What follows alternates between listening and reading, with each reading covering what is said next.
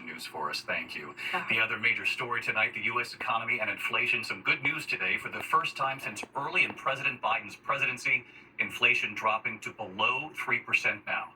Consumer prices rose 2.9% in July compared to a year ago, below 3% for the first time now since March of 2021. What the report today shows about prices from groceries to cars and what this could all mean with a potential rate cut from the Fed now on the horizon. Here's ABC senior White House correspondent Selena Wang tonight.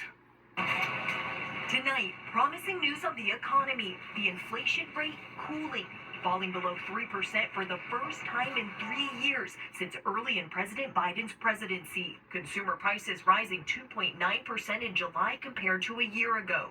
The cost of used cars and trucks, medical care, and airfare down. And Americans may finally get some relief at the grocery checkout. Those prices rising by only 1.1% from last year. The president saying it's proof his policies are working. Inflation. Yes. I told you we're going to have a soft landing. We're going to have a soft landing. My policies are working. Start writing that way, okay?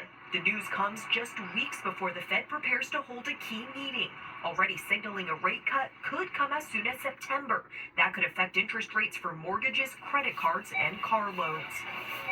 And tonight, the White House is saying that there's more work to be done, that prices are still too high for many Americans.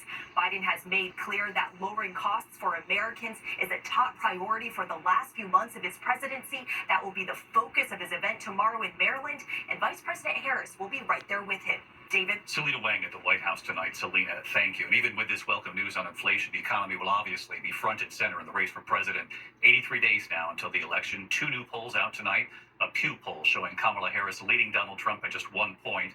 A new Fox News poll showing Donald Trump leading Harris by 1 point. Obviously, this race is a dead heat. Former President Trump in North Carolina today, a key battleground with a speech on the economy. And the attacks again turning personal against Vice President Harris.